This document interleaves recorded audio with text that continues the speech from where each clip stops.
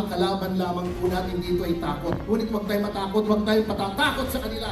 Sa kabila ng kanilang kapangyarihan, na sa kanilang military, na sa kanilang mga pulis, na sa kanilang NBI, na sa kanilang lahat ng ehensya ng gobyerno, tayo, taong bayan, tayo ang may tunay na kapangyarihan sa isang demokrasya.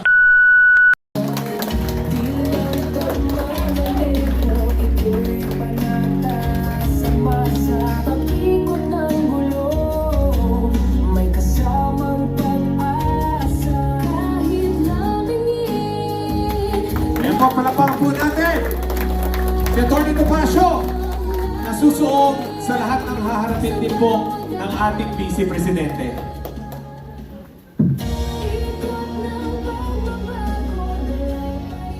Bihira ka naman, para nalang sinabi mong maliit ako.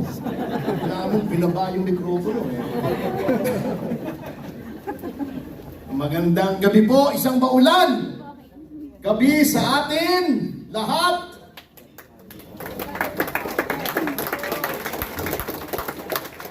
Sa kabila ng bagyo, bagyo hindi lamang sa ating panahon, kundi bagyo na dumapo sa ating bayan mula nang nahalal sa pagiging Pangulo si Ferdinand Marcos Jr. Alam niyo po, hindi na ako magpapakahaba, marami pang magsasalita. Meron akong isang kaibigan. Hindi siya kapanalig natin sa pananampalataya sa politika. Sabi niya, bakit ba panalangin ng panalangin kayong bumalik si Pangulong Duterte?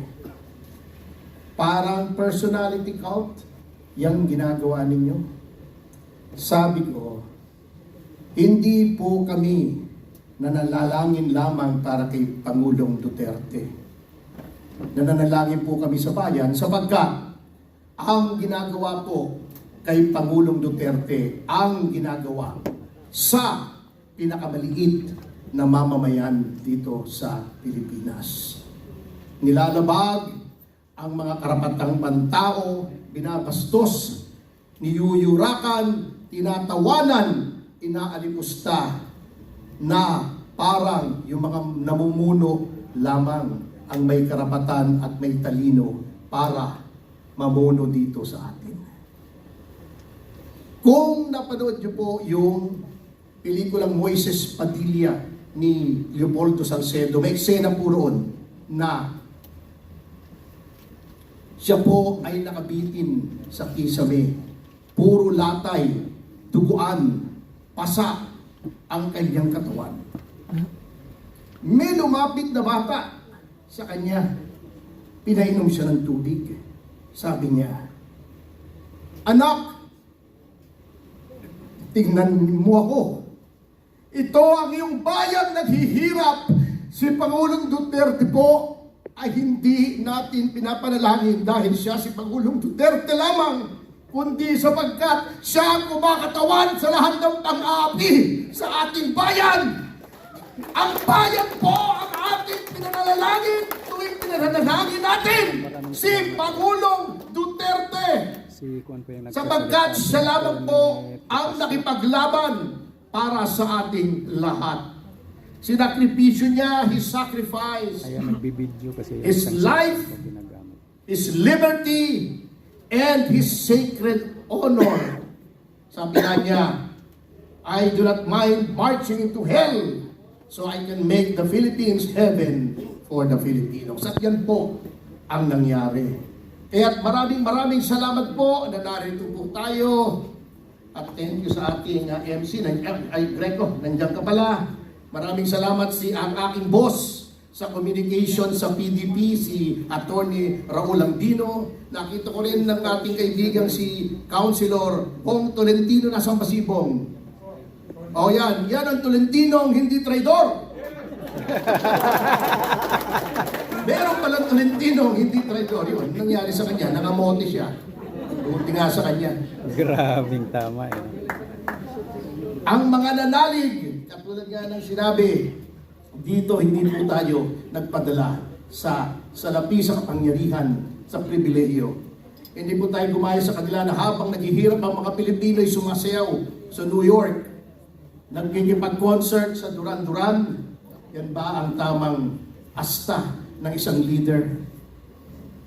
Fiddling while Rome burns, parang si Nero. Kaya tama po na tayo dito sa Partido Demokratiko Pilipino ay hindi po nadadala sa mga ganyan. Tayo po ay naninindigan. Ngunit ano pong ginagawa nila?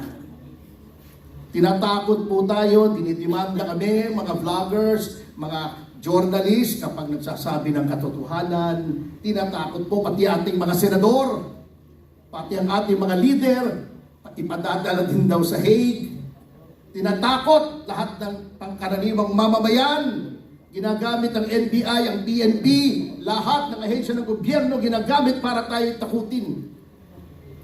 Ngunit, huwag po tayong matakot, mga kasama. Huwag na huwag. Sapagkat pag natakot tayo, panalo na po sila. Huwag po nating hahayaan na sila ay manalo. Kita niyong ginawa ng eleksyon kay Ipe, kay GB, kay JV, kay Raul. Dinaya po. Kita niyo. Ang sinasabi ng mga iba na merong nasa pagitan ng transparency server na hindi mo malaman kung anong manipulasyon ang ginawa sa ating mga boto. Sabi po nila, the voice of the people is the voice of God. Therefore, kung ikaw ay hindi mo pinalabas ang boses ng mga tao na boses ng Diyos, ikaw ay demonyo. At sila po ay mga demonyo.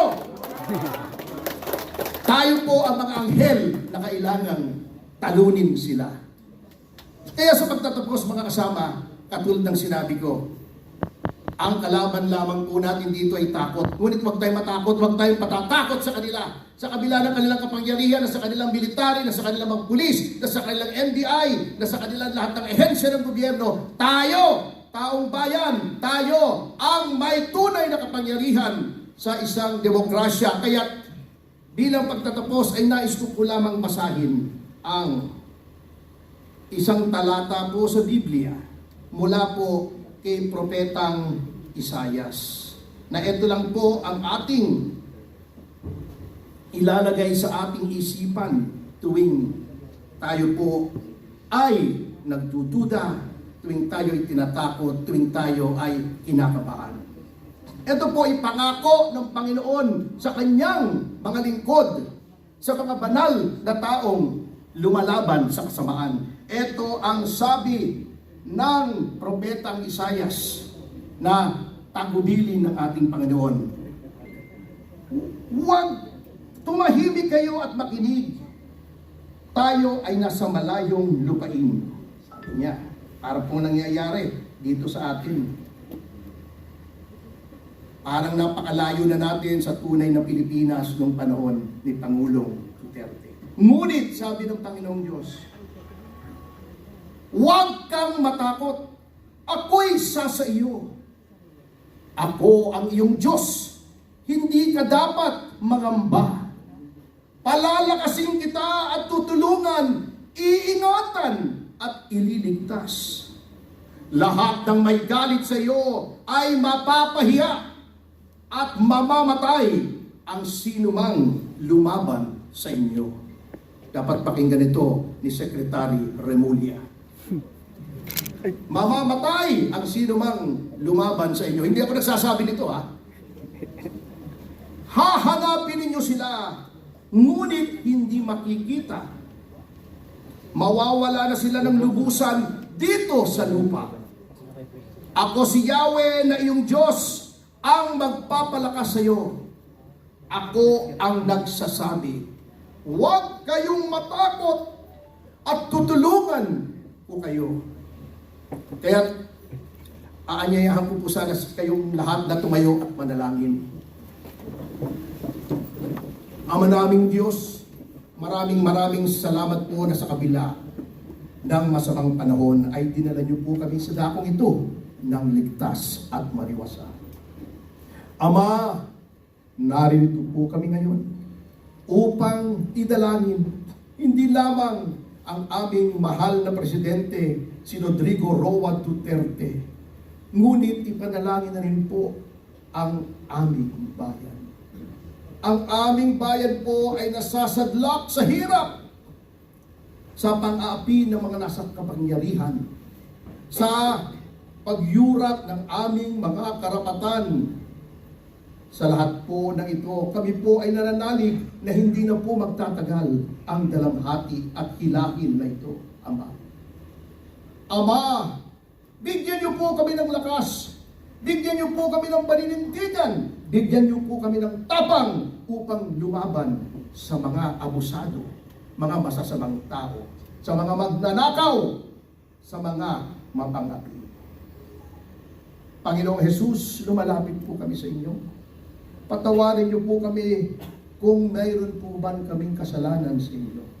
Kapag kami po ay lumalabas ng aming mga tahanan upang makibaka sa kasamaan, pantayan niyo po ang aming sambahayan.